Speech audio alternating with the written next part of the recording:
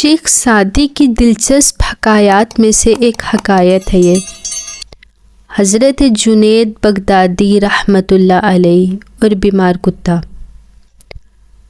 شیخ الطائفہ حضرت جنید بغدادی رحمۃ اللہ علیہ ایک دفعہ بیابان میں جا رہے تھے کہ انہیں ایک لاغیر اور زخمی کتا نظر آیا جو بھوک سے مر رہا تھا۔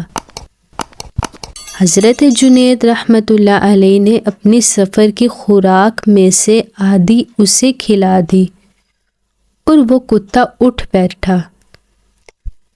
حضرت جنید بغدادی رحمۃ اللہ علیہ وہاں سے جاتے وقت رو رہے تھے اور کہہ رہے تھے، کون جانتا ہے کہ ہم دونوں میں سے اللہ کے نزدیک کون بہتر ہے؟